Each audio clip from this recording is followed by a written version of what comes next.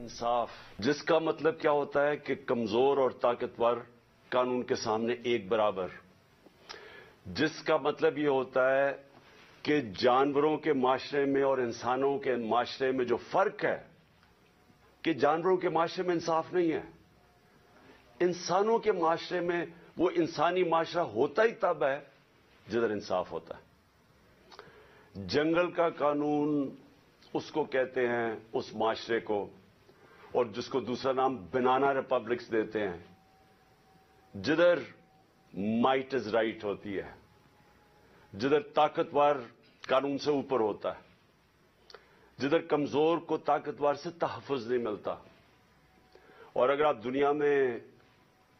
दुनिया की तारीख पढ़ें तो आपको हर जगह नजर आएगा कि जिन ममालिक के अंदर कानून की बालादस्ती बेहतर थी वो खुशहाल थे।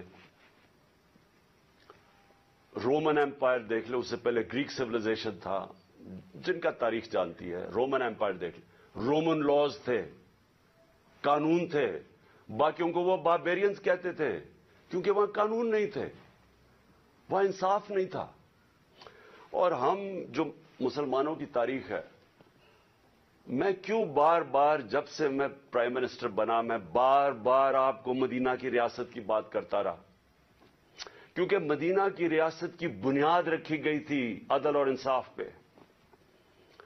जो मेरे नबी सल्लल्लाहु अलैहि वसल्लम ने उस कौम को उठाया था, दो सुपर पावर थी, तब भी दो बड़ी बड़ी ताकतें थी, आधी आधी दुनिया दोनों ताकतों की नीचे थी। उधर से उन लोगों की हैसियत ही नहीं थी, उनको मेरे नबी सल्लल्लाहु अलैहि वसल्लम ने दुनिया की इमामत करवाई, लेकिन बुनियाद रखी अदल और इंसाफ पे। कानून के सामने सब एक बराबर। फरमाया कि मेरी बेटी भी अगर जुर्म करेगी तो उसको सजा मिलेगी।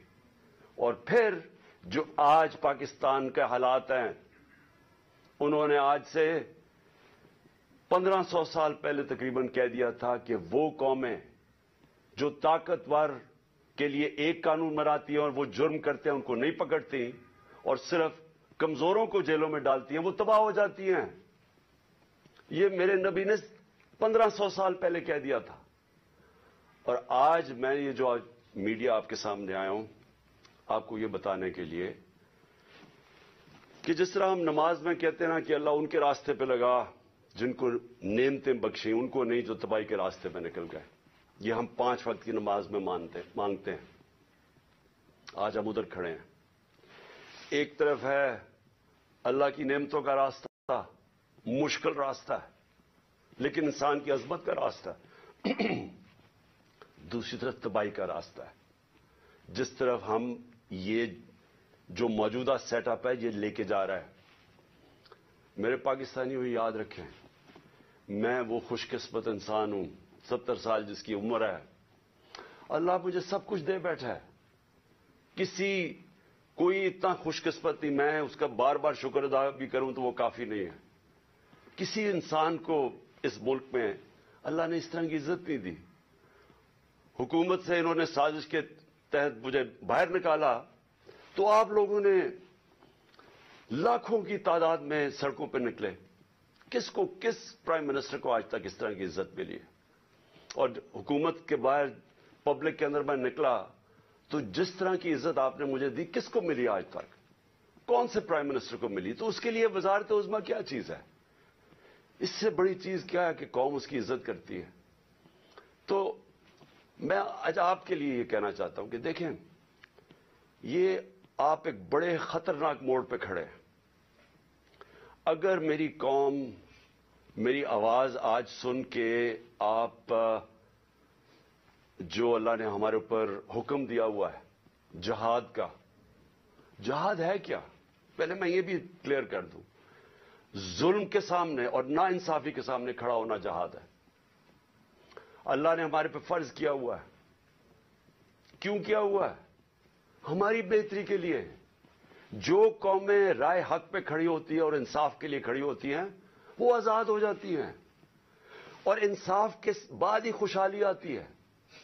पहले मदीना की रियासत में عدل اور انصاف آیا, پھر خوشحالی آئی.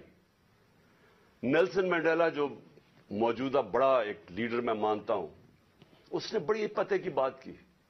اس نے کہا اگر تم نے غربت کم کرنی ہے تو پہلے انصاف لے کے آؤ. چائنا نے دنیا کی تاریخ میں کبھی اتنی کسی قوم نے غربت کم نہیں کی جو چائنا نے کی ہے. 70 کروڑ لوگوں کو پچھلے 30-35 سال میں غربت سے نکال لیا انہوں نے. اور اسی قوم نے 450 وزیروں کو کرپشن کے اندر جیل میں ڈالا. یعنی طاقتور وزیروں کو انہوں نے قانون کے نیچے لے کے آئے. تو جو خوشحالی ہوتی ہے وہ انصاف کے ساتھ ہوتی ہے. حضرت علی کا قول ہے کہ کفر کا نظام چل جائے گا لیکن ظلم اور ناانصافی کا نظام نہیں چل سکتا. جدھر ہم جا رہے ہیں یہ نظام نہیں چل سکتا اور نہیں چل رہا. آج پوچھیں لوگوں کے حالات. آج کون سی قیامت آئی تھی کہ اپریل میں ہماری حکومت گئی ہے, 65 روپے کلو آٹا تھا, آج 135 روپے پہ پہنچ گیا یا اس سے بھی اوپر. کون سی قیامت آئی تھی کہ بجلی دگنی ہو گئی ہے. پٹرول ڈیزل دنیا عالمی مارکیٹ میں تو ان کی تیل کی قیمت کم ہے. کون سی قیامت آئی کہ یہ قیمتیں ان کی آج ادھر پہنچ گئی ہیں. کسانوں سے پوچھے کون سی قیامت آئی ہے کہ یوریا دگنا ان کو دے رہا. 60 ارب روپیہ کسانوں نے صرف گندم کی فصل کے لیے یوریا پہ ایکسٹرا خرچ کیا ہے ہمارے دور سے. تو کیا ہوا پاکستان؟ یعنی ہماری حکومت جانے سے اب تک یہ کیا ہوا کہ بجلی آج دگنی ہو گئی ہے. بجلی کے بل لوگوں سے پوچھیں, آج عوام سے پوچھیں تو صحیح ان کے حالات کیا ہیں, اور ابھی مزید اور مہنگائی آنے والی ہے.